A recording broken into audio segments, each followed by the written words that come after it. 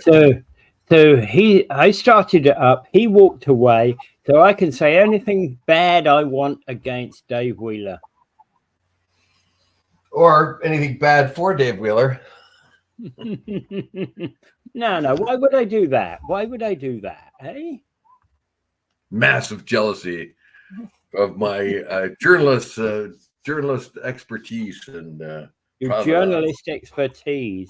Well, neither you nor I are professional journalists. We never went to journalism school, but I think we both do a better job than many journalists that are out there. And you know what? I was just thinking, what we don't have right now in the Niagara region is actually a person who tells these local stories like Paul Forsyth. Yeah, Paul Forsyth. Two guys I really miss. Corey LaRock, when he left, that was the hugest bummer ever. And then Paul Forsyth, man, that guy could do a local story like nobody.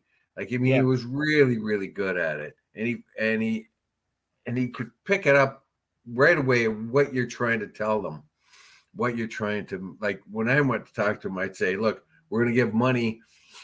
Stanford Qantas is going to give money to Salvation Army or Project Share, but what we want to do is use this as a segue into telling their story," and that's what he would do.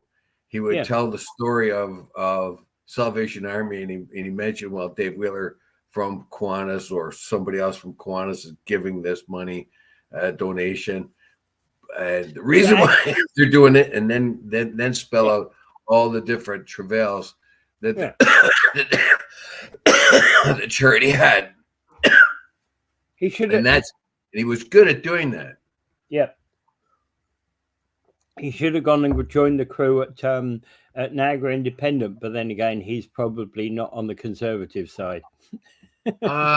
Maybe not, but really, it was a pain in the ass that it happened to him. I think he should have his own show, basically.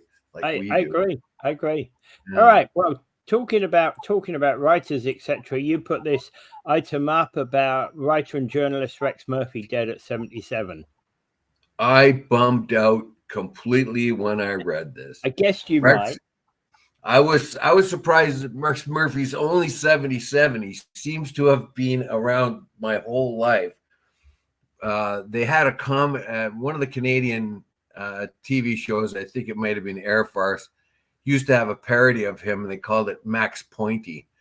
The guy was scathing, and he was a man of contradictions too, because he's normally thought of as being a conservative commentator, and yet he ran as a Liberal MP for Liberal MPP in provincial politics, but he's never really kind of liked the Liberal federal politics.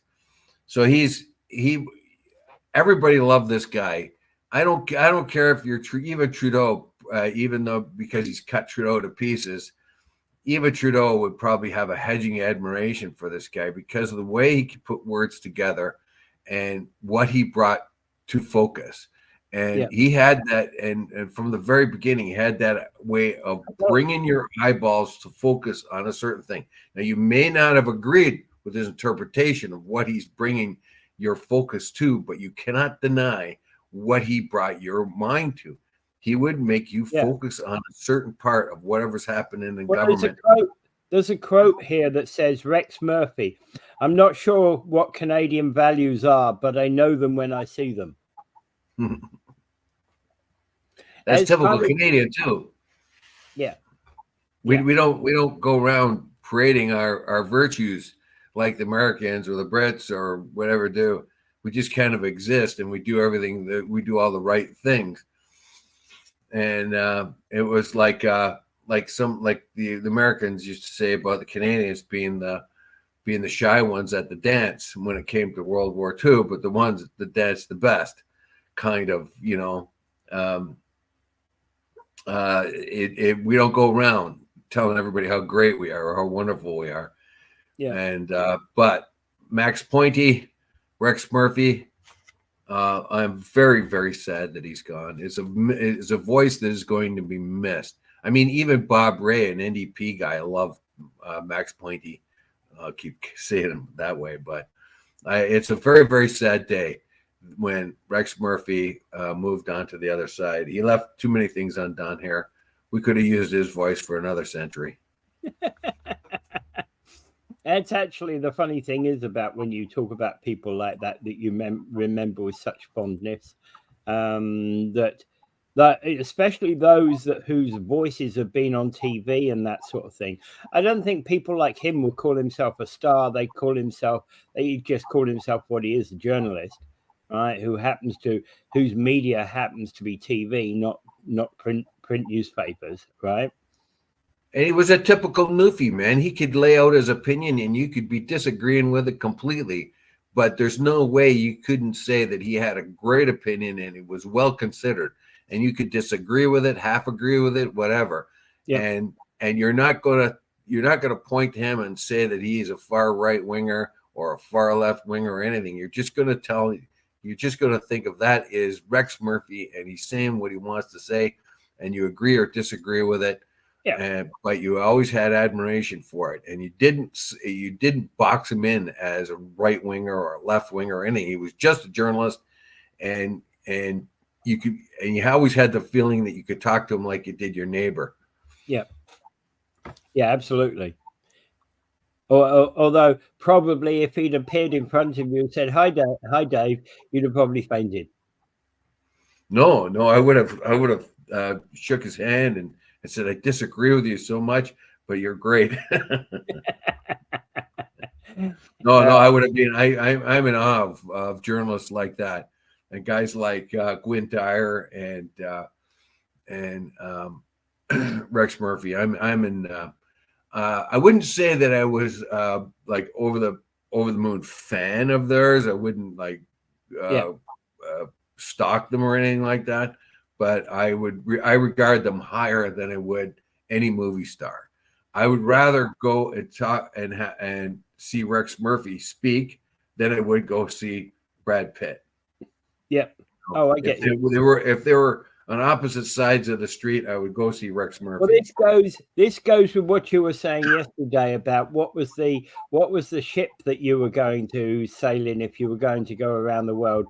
You know, and you were saying, "Yeah, I'm going in that coal ship because it's going to be the one that will get me there. It's going to be the workhorse. It's not going to be the flash thing." No, right. No. And Mike asked a sensible question here: how many good journalists are left? That's a tough one because journalists try to lock themselves into a zone. And even really good journalists, when they put their opinions out, there was one a few months ago by a Globe and Mail opinionist in the Globe and Mail, and he just had very typical things to say about Trump, like he felt he had to.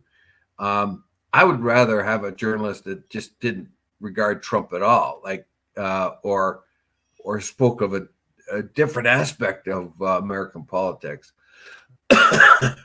But he was a good journalist, but he felt he had to do the Trump thing. And I just respected him for that because we've just heard all those things over and over and over again, and we don't need to hear them again. Yeah. You know, find something new. And good old Max Pointy there, if he found something, he was like a ferret. He would just dig it out, man. You prefer the cartoon character to the guy in real life, don't you? Max Pointy, yeah. Well, that was such a good parody of Rex Murphy. Yeah. Okay. Biden says he's not going to supply weapons to Israel for their attack on Rafah, and Netanyahu doesn't care, basically. Well, unfortunately, Biden would not have done this if it was an election year. Biden would have he would have done the three monkey thing: see no evil, hear no evil, speak no evil. And he would have given Israel as many bombs as it wanted if it wasn't an election year. Yeah. But Biden has gone along and his administration has gone along and spoke against what they're doing, but just supplied them with more and more weapons and looked the other way. We don't agree with what they're doing, but here's some more bombs, drop some more bombs. Hey, you missed a guy over there. Here's a bomb to drop on him, kind of thing.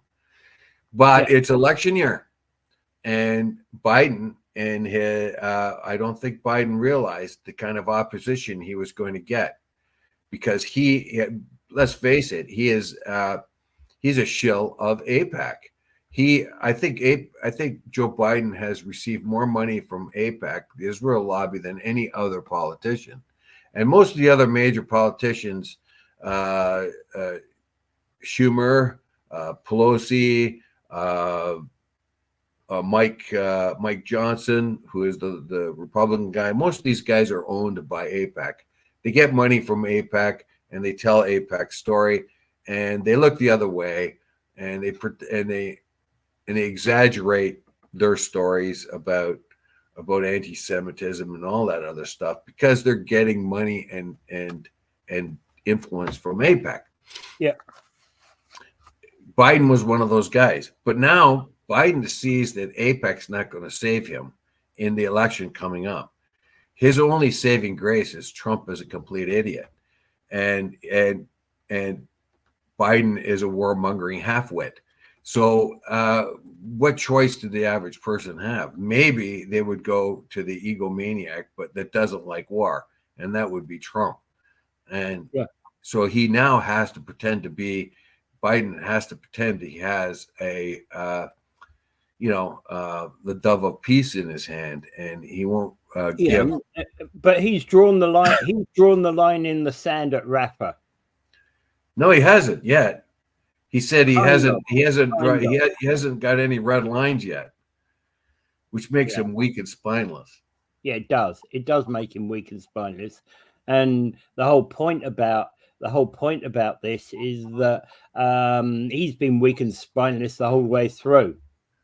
Yes, he hasn't really stood up to Israel. The Israel lobby scares the bejesus out of him. But right now, he can't see the Israeli lobby saving him in an election. He has to get back some of this youthful vote. And right now, he's trailing Trump. And basically, the youth, Trump has come out quite some time ago about being against this war. Yeah, he says you got to settle it quick. Yep. Yeah. Which surprised the Israeli journalists. And the point being is that Trump doesn't need, Trump's one of these people who can snub, can snub a finger at AIPAC because he gets his support elsewhere. Well, he's getting tons of money from AIPAC anyway. I mean, they took the Golan Heights and that they scooped from Syria, and they ceded the territory of the Golan Heights. Israel did, and now called it Trump Heights. Trump also was the one that one of the bargaining chips that the U.S. had over Israel was the embassy. The U.S. embassy was in Tel Aviv. Trump put it into Jerusalem, which meant to the Israelis that now we can start pushing the rest of the Palestinians out of Jerusalem because we got American backing. That and we have Americans saying that they recognize Jerusalem as the capital of Israel. The problem with that is you have a huge Palestinian population in the old part of the city that the Israelis keep trying to push out bit by bit by bit, like they do in the West Bank. Yeah. But again, the Americans have been very weak and spineless when it comes to dealing with Israel. and this particular Joe Biden is not really going to do anything. He's going to make sure they have all the weapons they need. He's just not going to give them the big blockbuster bombs to kill 30 Palestinians at a time. He's going to give them smaller bombs that will kill 13 at a time. The issue about Palestinians living in Jerusalem, they have always lived there for centuries, and they're not about to give it up either. They've lived there. They've lived there since millennia. Muslims For have lived millennia. there since 700 Yeah. AD. Yeah. And now you want to get rid of them? Oh, well, and look, they have some powerful. No one is looking like the U.S. administration is not addressing what Ben-Gvir and Smotrich are talking about, which is expelling the Palestinians from the Gaza Strip and colonizing. So Bezalel Smotrich, he wants to colonize Gaza. So does Ben-Gvir want to say, and these are members of Netanyahu's coalition. Danny Danon, who is a Likud party member, voluntary immigration. What he wants to do is gather up the Palestinians and send them somewhere else. Send them to Britain, to France, to the United States, to Canada, to get rid of them. Ben Shapiro, the columnist and conservative pundit, wants to expel them, but he calls them transfer. I want to transfer them out of there. That's the only solution. We have to transfer them out, which means expulsion. That's another word for expulsion. Yeah. And you have fools in the Republican Party that sort of speak the same language because it's going to get them more and more money from AIPAC. Yep. All of that.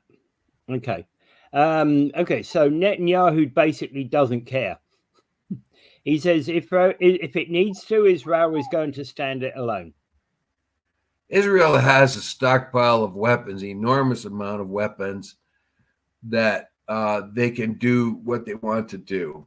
Paul Kalamir says Biden isn't making any decisions. You have to get that straight. Yes, Biden isn't making the decisions. Bibi Netanyahu is. He's the one that is calling the shots among the Israeli lobby. The Israeli lobby is putting a lot of pressure on Biden.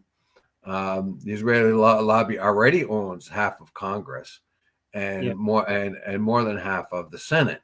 So they have the Congress, Democrats and Republicans on their puppet strings. So Paul Kalamir is right. Biden's not calling the shots. Bibi Netanyahu is calling the shots. Yeah. It is an unusual situation where America has given over its independence to another country.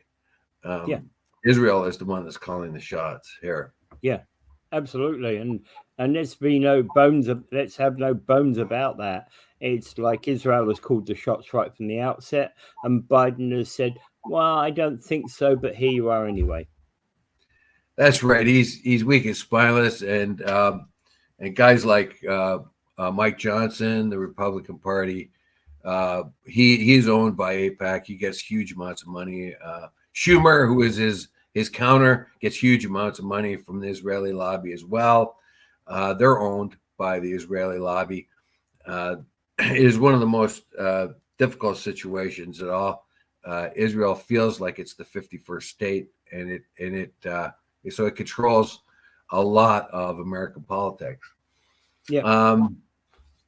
I mean, the only one the last person that stood up to Israel with a real lot of thunder was Ronald Reagan, who is a hero of Paul Kalamir. Ronald Reagan told Sharon that what he did in Lebanon was a Holocaust, and he better stop doing that kind of thing. And he was the one that put the shackles on Sharon and told him, "You do what we say, we don't do what you say." After that, though, it's been the other way around. Yeah. Oh yeah. No, absolutely. That's actually a good summation of that kind of situation, and it's been going on for too long. Yeah, and the fact that the American public is massively ignorant of how Israel was created, the colonization efforts that were taken. Nobody knows who Herzl was in the United States. Nobody knows about the beginnings of Zionism in Israel. They are stupid. the American public are stupid and left meant to be stupid, particularly by the right wing press. But I might have to, but I do have to say that the Democrats too are just falling into line, and they're in a tough spot now though, because Biden has to get reelected, and parts of his party are really objecting to the 40,000 deaths. And I mean, Hamas attacked, this ragtag terrorist group attacked Israel and killed 1,200 people. And Israel responds by killing 40,000 civilians and injuring 80,000 others. There are massive amounts of orphans out there that had nothing to do with what was going on. Absolutely. But if the Israelis think that maybe there is one Hamas operative in that neighborhood, they will destroy the whole neighborhood, kill everybody there just to get that one guy, and that is immoral. Yeah. All right. Well, moving on. The suspect in the killing of Sikh temple leader Hardeep Singh, BC Sikh temple leader Hardeep Singh Najir, got into the country apparently on a student visa, and it only took them days to actually get that visa. It was a simple application process. Stamp him off and get the terrorist in the country to kill this person. Yeah. Yeah. The student they've come up with says it was such an easy thing getting into the Canadian. It was just a matter of going to the right person, paying off the right person, and getting into Canada, which in itself is a story. Why are people who aren't students getting into Canada under the student visa thing? Yeah. And when we hear stories about basements full of Uber drivers, obviously they all came in on student visas, but obviously they are not students because they're not really well educated. So that speaks volumes about the Canadian immigration system. Yeah. Other than that, though, so he got in very easily and took a shot at this guy. Now, Singh. The real problem I have with Hardeep Singh Najjar is that he was an activist, and he did seem to have connections with terrorists. Yeah, and that is a different story entirely, and I get where that particular story would be going, but the fact that this Karen Brar said he applied for a student visa through Ethic Works Immigration Service in Bathina in the Punjab, and he just literally took him minutes to get in. That's a disgusting. We're just making it too easy for these people. We are stupid. Our government is stupid. It's just stupid. And this is what bothers me the most. I don't mind that they let people in, but they let them in based on just stupidity. Yeah. That here, you want to be a student? Here, go to Joe's Coconut College. We'll sign you up and we'll send you over there. And while you're at that, why don't you kill a Sikh activist? Why don't you do that for us?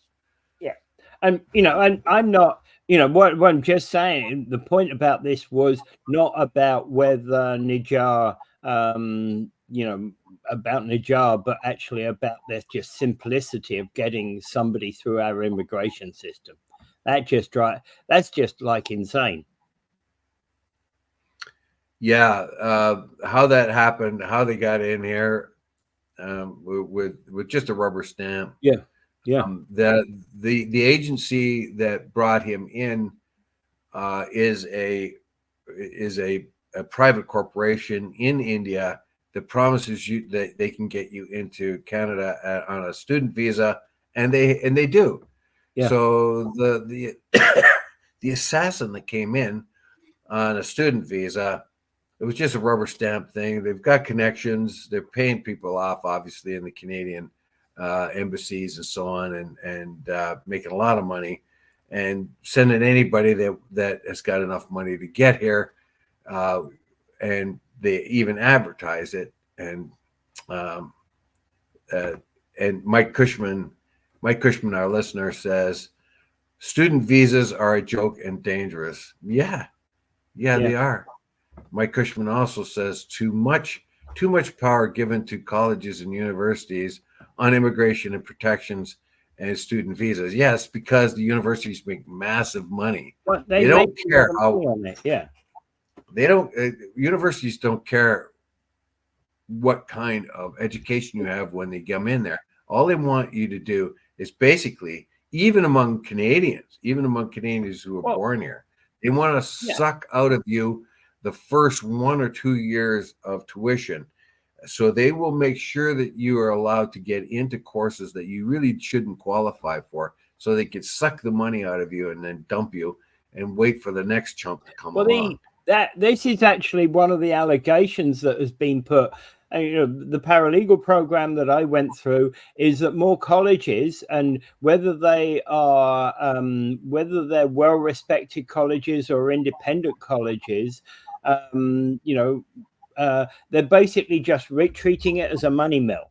It costs X $1,000 to get you to do this particular diploma and pick a diploma off their list, and basically it's a money mill for them.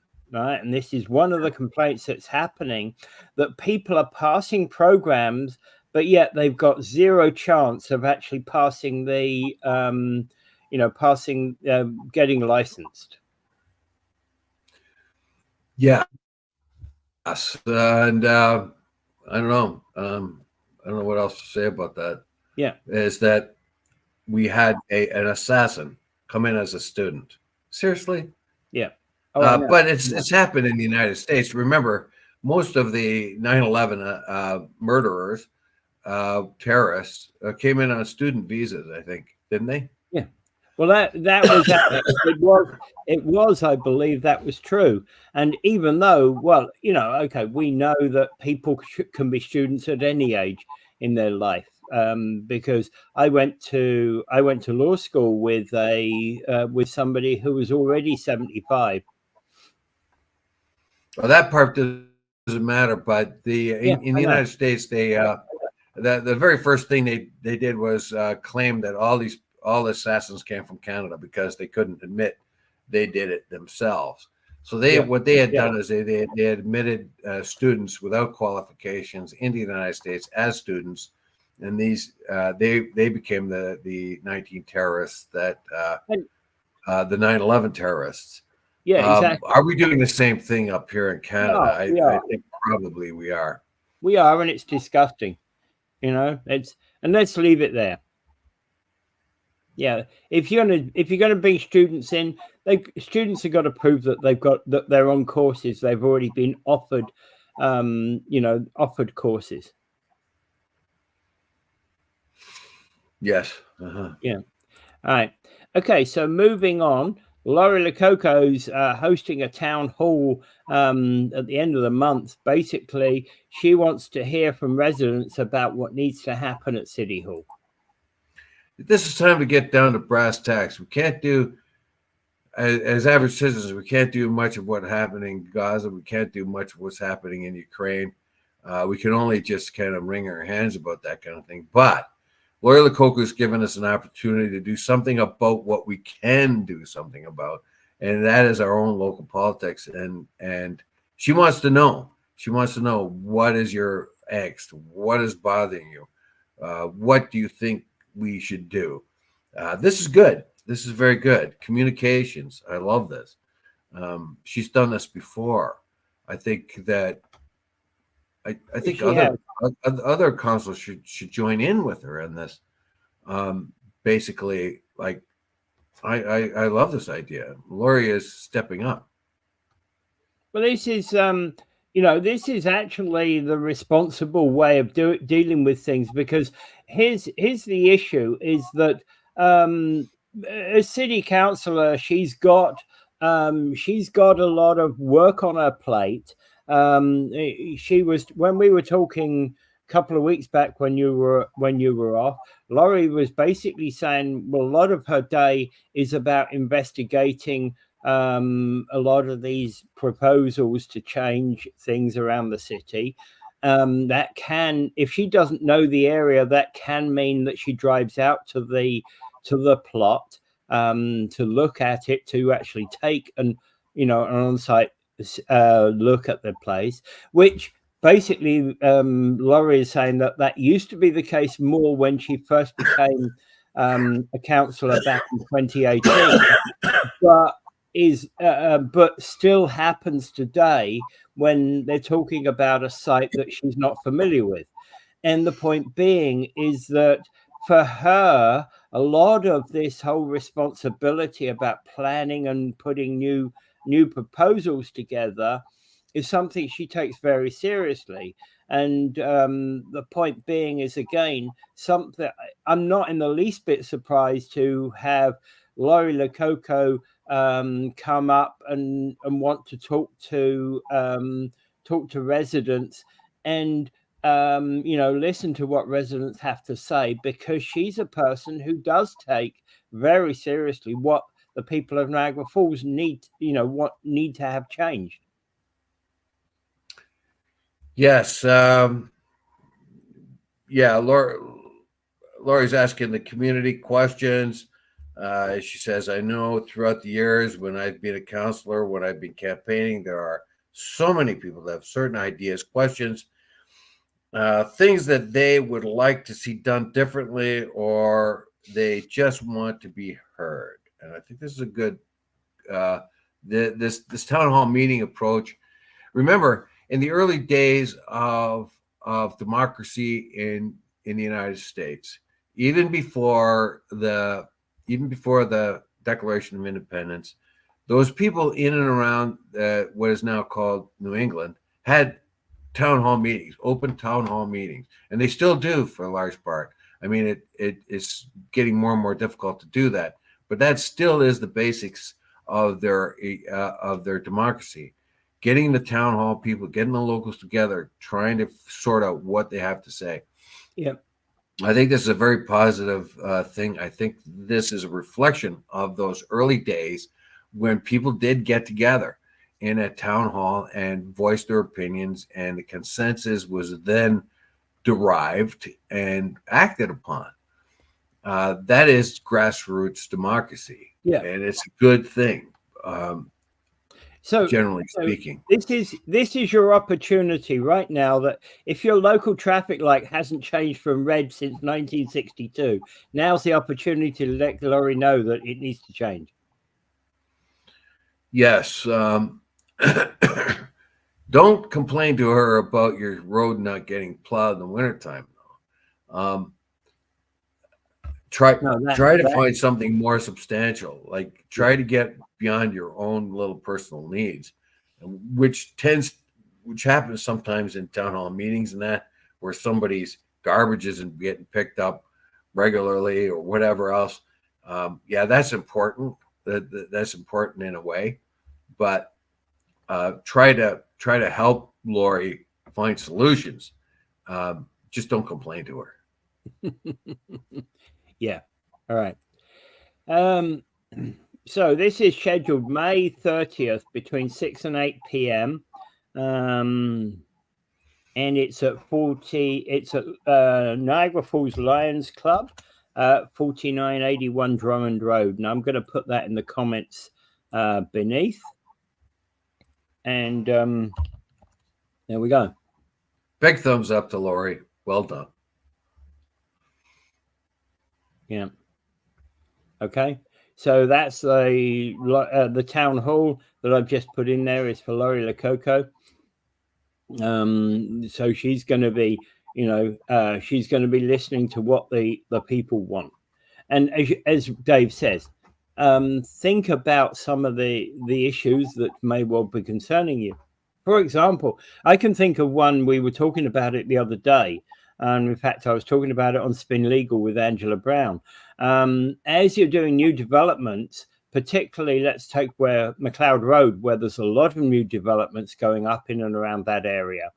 I can see the possibility that many of those developments have not taken into consideration full traffic studies.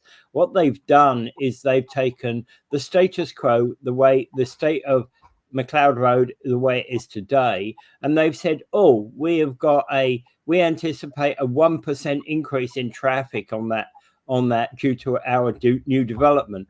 But what they've not taken into consideration is that you've got a new development across the street, you've got one going in next door, and you've got one three doors to the right. So, hey, what's the compounding impact of that traffic study?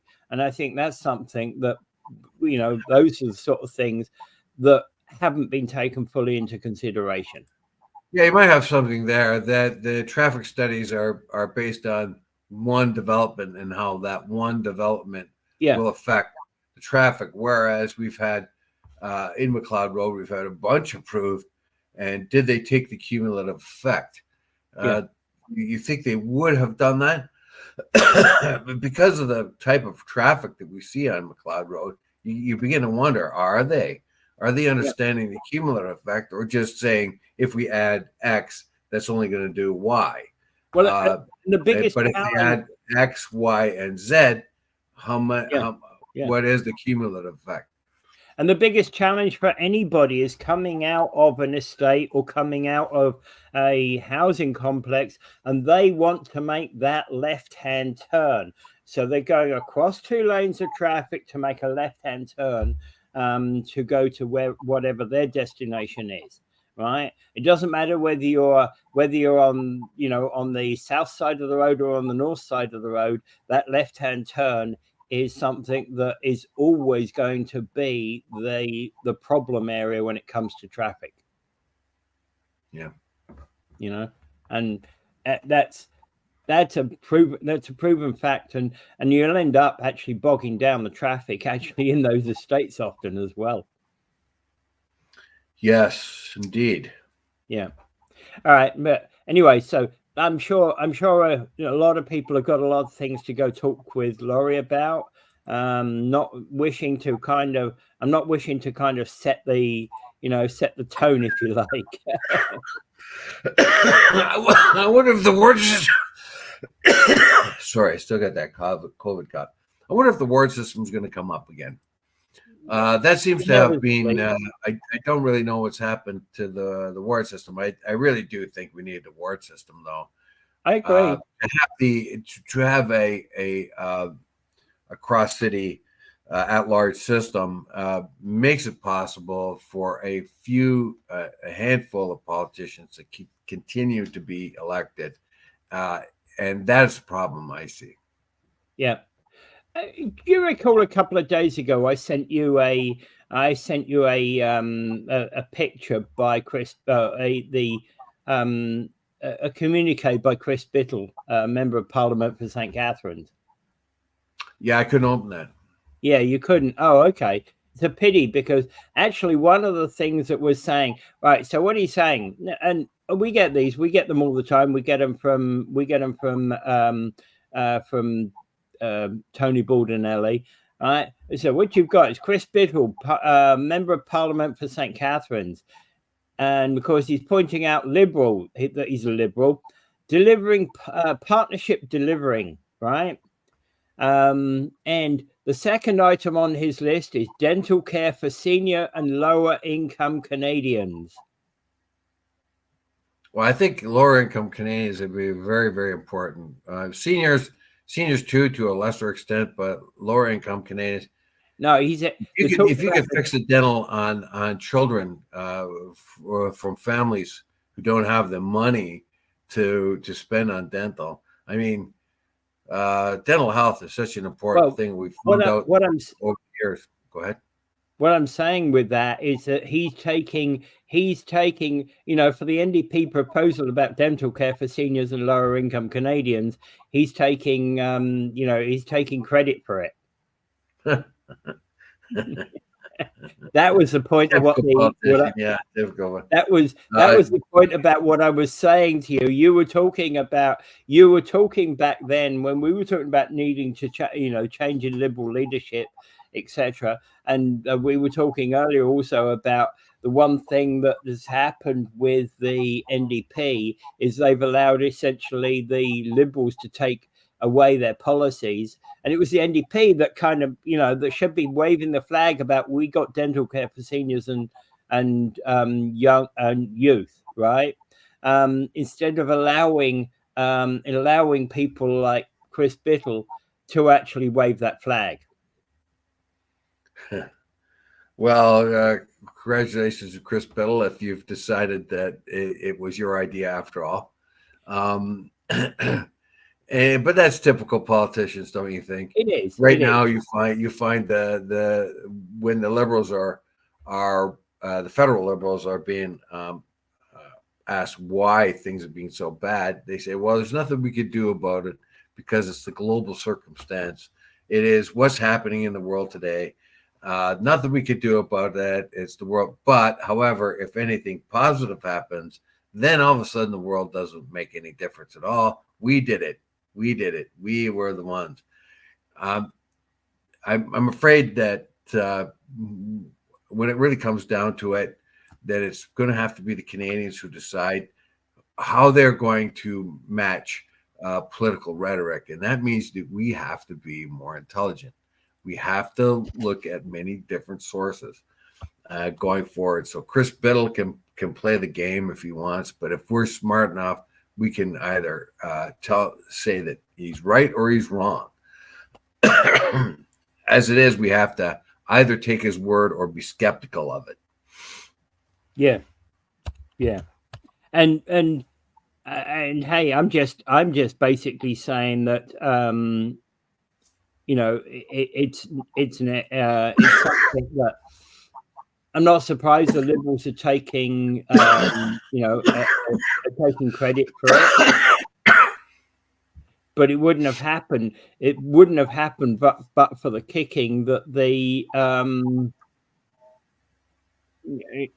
was given by by the NDP. Yes, the NDP have pushed the initiative here. Of course, they didn't get what they wanted to.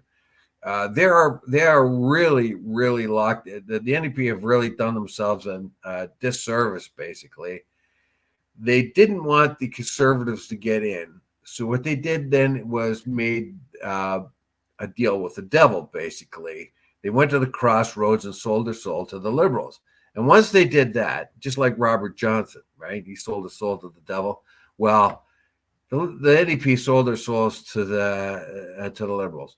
That's why they haven't got any gain at all. Their image of them is to be the chumps, the caddy for Trudeau. Jagmeet Singh, and Trudeau calls back to him and says, "Give me a number 9 and give me a 7," and Jagmeet Singh has to do it because he's made this unholy alliance. Yeah, and but they get the dental. Now they can say, well, we forced the Liberals to give this dental thing, and no dentists are signing up for it. And Paul K. Lemire says at Mike, this is a lame city council, the worst I've seen in my life. They should all be recalled and a new election held.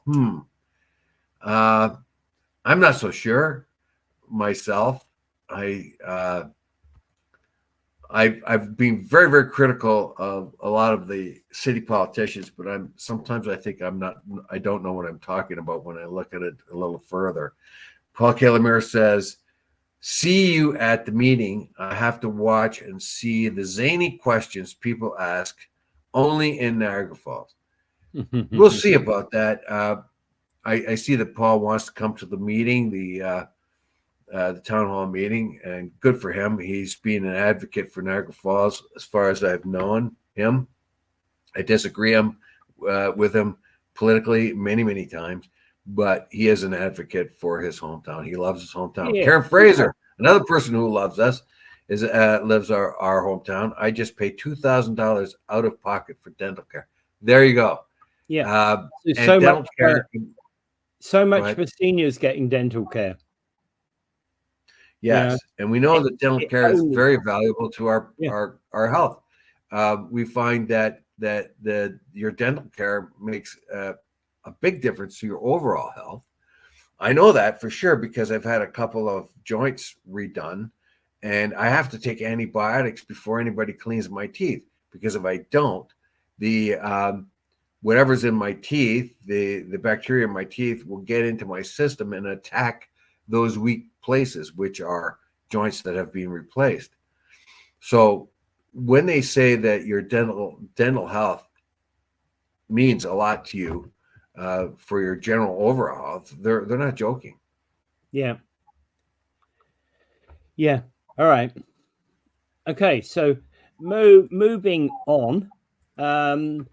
This is a case of the headline basically states we got a problem in Niagara. Police are investigating after anti-Semitic flyers were distributed across Niagara Falls. Now, I'm going to take the unusual step of looking at these flyers, and I'm going to read every word on them. The front of the flyer, and I don't know why, but they're distributed in plastic bags. The front of the flyer, plastic bags with dog food, with pet food in them, which kind of tells you whoever is doing it is a nut bar. Yeah, exactly. So the front of this says "White Lives Matter" with a hashtag on it, right?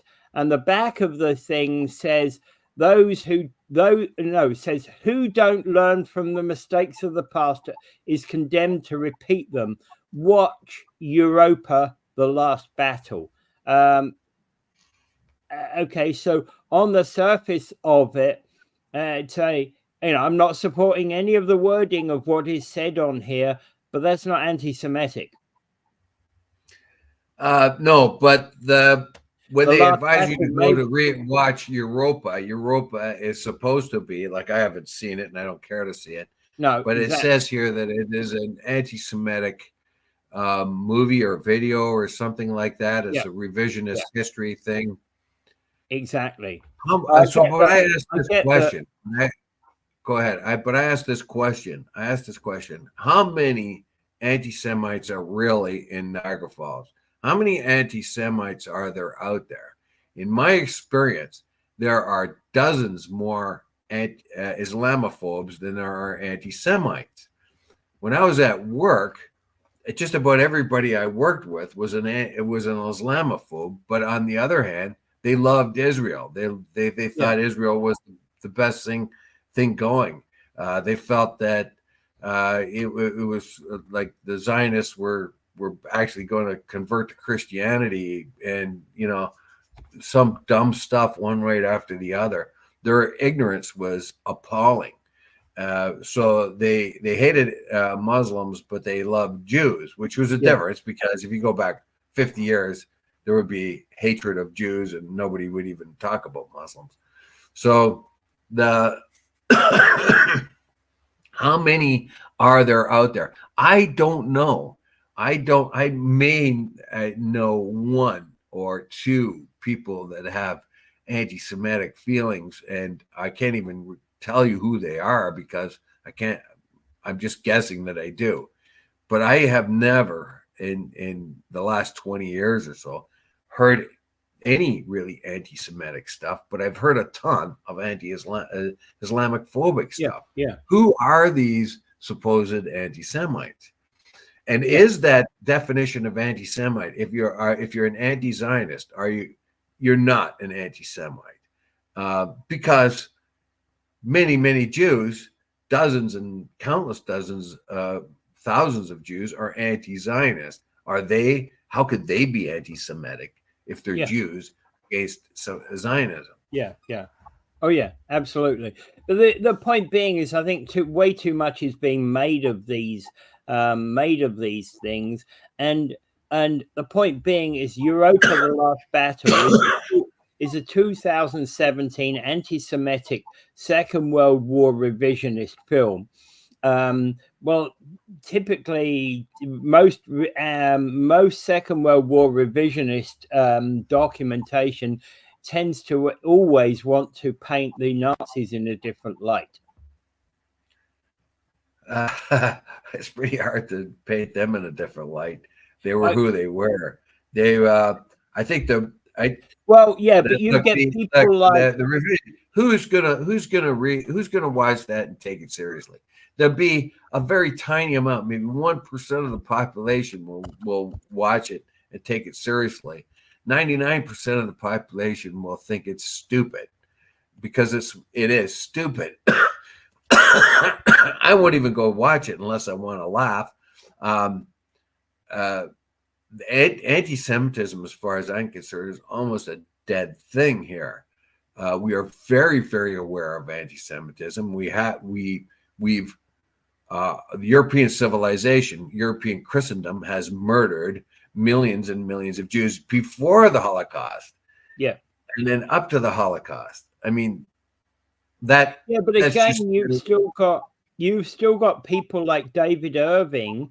I know he's probably dead now, but David Irving was a post-Second World War Holocaust denier.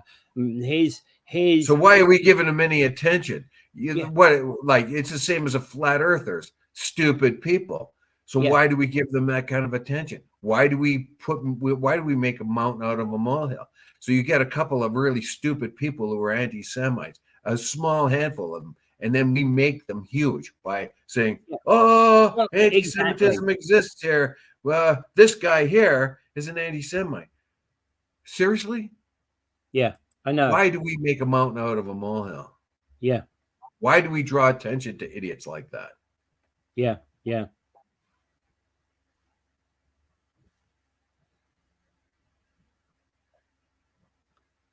And the weird thing is about this is like there's a guy on this that he said he was living near McLeod and Dorchester Road. He said he didn't receive the bag, but a few of his neighbors did.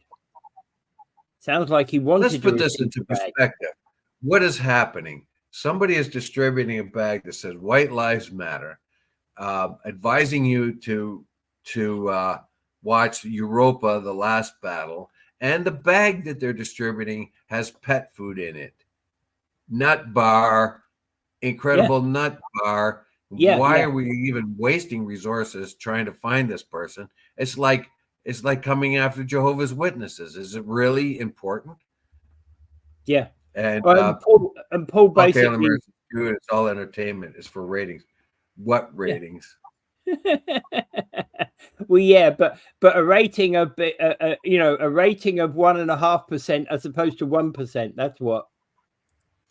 I don't know. The whole end. There are there's said to be this rise in anti-Semitism. I don't see it at all. I see a rise in anti-Zionism. I see a rise in anti-Israel, and that is largely a large part of that is by Jewish people in North America and Europe who are appalled by the actions of the settlers, the religious settlers, reactionary settlers in the West Bank, and guys like Smotrich and Gavir, who and Ben Shapiro, who want the elimination and expulsion of Palestinians from the West Bank and Gaza. Those are if you say you're anti Ben Shapiro, are you anti-Semitic? if you say you're anti Pierre Poilievre, are you anti-Canadian? Are you anti-conservative? No, you might be just anti Pierre Poilievre. So the distinctions here. When people say these kind of things, what's anti-Semitism and what's not? Now, obviously, somebody who's going about the city distributing idiotic little flyers with pet food in them is a nut bar. And why is everybody getting excited? We have a mentally deranged person out there, but they are the dime a dozen. And the dime a dozen mentally deranged people if they happen to have some anti-Semitic thing in their bag with pet food in it, everybody pays attention. But if you're saying that aliens are coming and you've got a bag that says aliens are on their way and you got a bag with pet food in it, nobody pays attention to you. Yeah, I think it's the same sort of thing. There's a nut sort of thing. out there. Absolutely. Why are we paying so much attention to them? Yeah, yeah.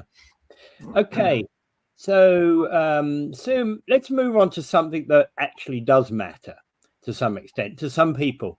All right, the farmers market in Niagara Falls at the Niagara Falls Exchange is open again on May the 18th, 2024. Yes, finally, the farmer market is open after delay after delay after delay. It sounds like as if the contractors wanted to suck some more money out of the local government, and that's a typical thing that contractors do, particularly if it's government contract. So what they did delay. I don't know if they got much more in overtime or whatever they were looking for, but anyways, finally the thing got open, and finally now our farmers market's going to be open. I don't know about parking though. Is there enough parking? I still have a particular angst about parking. Now there is parking lot 13. There is parking lot 13. You have to do a little bit of a walk though to get to the exchange. Not much. The parking lot 13 is right across the street from the corner store. On I think it's the north side of. So there is a big parking lot there, so you don't have to depend on the one that's close to the farmers market. I was going to say probably the best place to go park at.